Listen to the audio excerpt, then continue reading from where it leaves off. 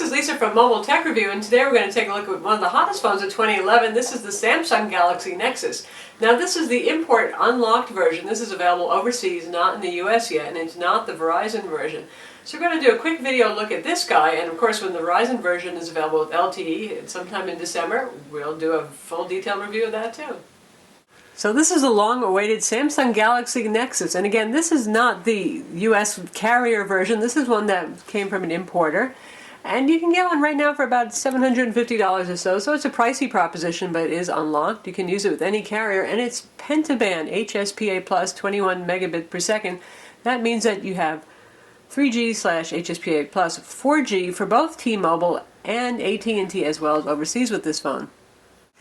This is a big screen phone, 4.65 inches. That's right up there with the HTC Titan, which is a 4.7-inch phone. I'll show you now just for size comparison.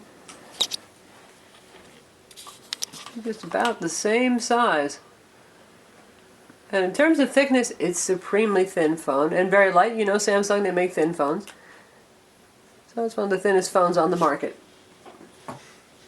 Let's take a look around the device. Here we've got the docking connectors right here, the 3-pin interface. We have the power button here, typical for Samsung. That's where they always like to put it. Nothing up top. Nice thin tapered corners there. Volume controls are here, again that's typical of Samsung. And your micro USB port is down here, there's a microphone hole, and your 3.5mm headphone jack is down at the bottom. Not the greatest location, but oh well. Take a look at the back of the phone. It looks distinctly Samsung. This looks so much like the Galaxy S2, doesn't it, with this kind of textured back. The good thing is it helps it be a bit grippy so it doesn't slip out of your hands, because this does have very rounded slick corners and it is kind of easy to drop. Here's your speaker down here, rigid plastic, kind of chin. And you can see the whole curve of the device. This has that contour display, sort of like the Galaxy Nexus S, where there is a gentle curve. It's supposed to feel nicer against your face.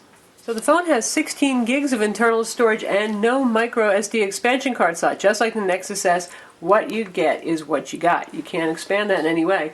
If you pull off this back, by the way, this back is one of the most difficult to get back on again. It's really easy to yank it off, but all these little tabs here, they never seem to want to line up, and you get the feeling you're just going to break one of them when you try to get the cover back on. Anyway, here's the 1750 milliamp per hour battery. And there is your SIM card slot right there, and obviously the 5-megapixel camera with the LED flash is there. It's a nice looking phone, but it's got that kind of plasticky Samsung thing going. It kind of reminds me of my Skyrocket here. We'll compare it. Well, the Skyrocket does get a shiny back treatment. There they are together.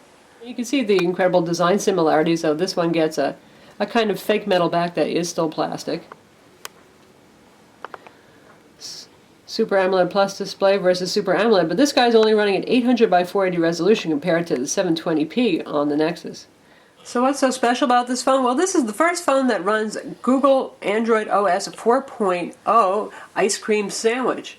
And the user interface is definitely improved, and interestingly, it's kind of a combination of what we knew from gingerbread for phones and honeycomb. So much as people complained about not liking honeycomb on tablets, or some folks did, it's funny that some of the better elements here now really do come from honeycomb. For example, see this little icon here? This is the way you can quickly move between all the running applications, and if you don't want any more, you just go, gone. You've just closed it. So a very easy way to multitask now compared to previous versions of Android for phones. And as you can see, there's no more capacitive buttons here. Everything is done in software, just like with Honeycomb. So we have your home button here, your back button, and the multitasking button. Got a launcher down here for applications, phone for example, and your camera, and then this brings up the app drawer that we all know and love from the world of Android. The phone is very fast. It runs on a 1.2 gigahertz dual-core TI OMAP CPU with graphics acceleration, and there are several phones on the market that have that now, so that's not particularly special in terms of performance. What is special is that when you get a Google Nexus phone, it's a pure experience. There's no overlays, there's no customizations from the manufacturer, so it runs as optimized and quickly as possible. Now the cat really likes the Nexus a lot, as you can see, and once again he's visiting us for this review.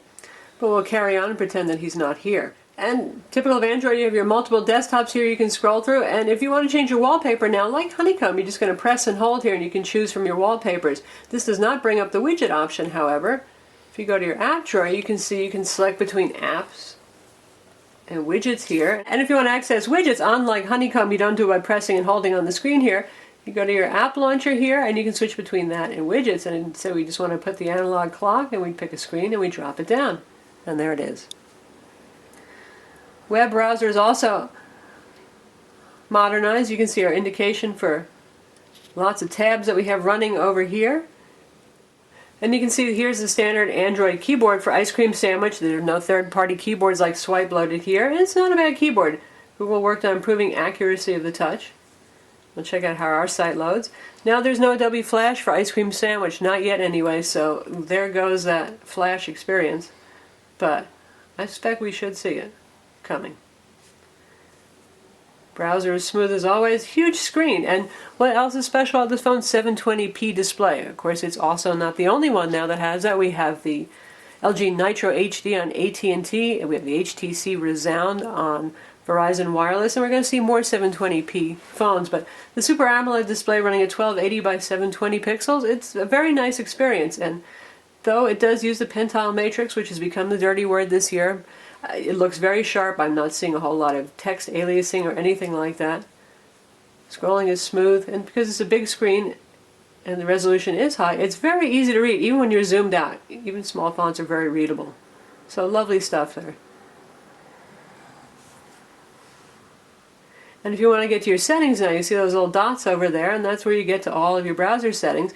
And you see the new option here to request desktop sites. So that's handy, because why do you have this big screen, powerful phone? Not because you want to go to web sites. You want to see the real web, as Steve Jobs used to say, before the iPhone started getting served mobile sites all the time. In terms of synthetic benchmarks, it's a little hard to measure right now because I don't think that benchmarks are optimized well for Ice Cream Sandwich. Quadrant indeed does run, and you can see our result up here. And we managed to get an 1843 after running it a couple of times. It doesn't crash or anything like that, but that sounds suspiciously low. We really should be seeing certainly in the mid-2500s and up on Quadrant, so take that with a grain of salt. Speaking of applications, most apps do run fine on Ice Cream Sandwich. You can see we've got a lot of popular things here. We've got the Amazon App Store, Barnes & Noble Nook is here, Kindle, all sorts of stuff we've installed. And you can see that neat effect when you switch between sections as well. Speed test. We're using AT&T's HSPA Plus network here, and you can see what our results have been so far. Between 4 and 5 on average megabits per second down and around a meg up. And this really fantastic one here, as you can see, has a Wi-Fi symbol. That's because we did that one on Wi-Fi. So the phone does have Wi-Fi 802.11, BGN, Bluetooth, and the usual GPS.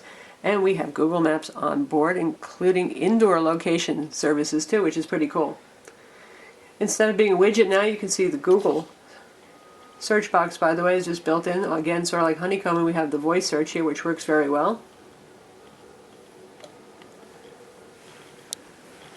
Find me some cat food.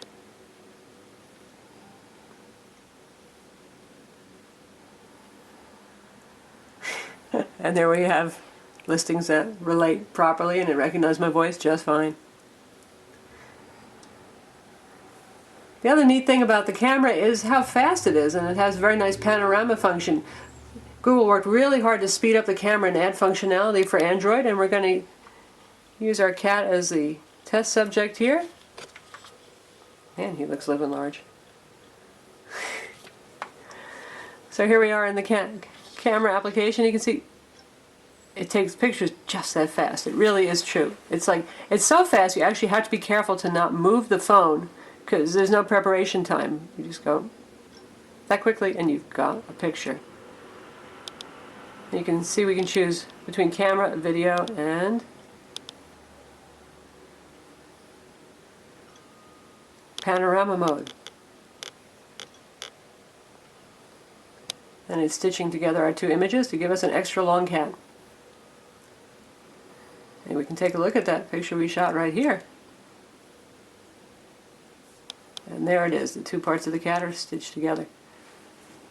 All very quick, too, as you can see. Now the phone does an excellent job of playing 1080p video, and we've got a Microsoft Connect video going here, and you can see just how sharp and beautiful this screen is. Awesome to have a huge screen for playing video. And the speaker's not bad either.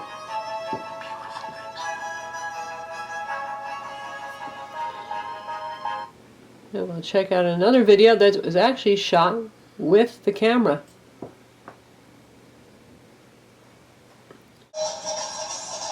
And here we go. You can see the zoom actually works pretty well without impairing quality very much.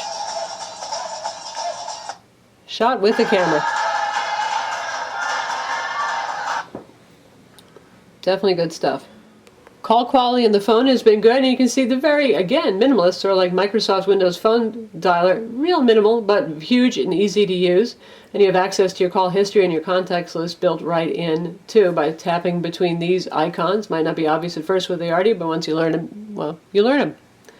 So all in all, yes, the Galaxy Nexus is a lovely phone, but it's not the only high-end phone on the market with a 720p display and a pretty fast dual-core CPU, so keep that in mind. Right now, the big appeal is that this is the first phone that's going to have Ice Cream Sandwich, but several other high-end recent phones are going to be getting Ice Cream Sandwich at the beginning of 2012, so once that happens, that's going to be a great equalizer, and you have to look at this in terms of the features that it has. It's certainly a nice phone, it's fast, it's beautifully designed, and it's a pure Google experience, which counts for a lot. It's very fast, it's responsive, it's not cluttered up with stuff you might not want.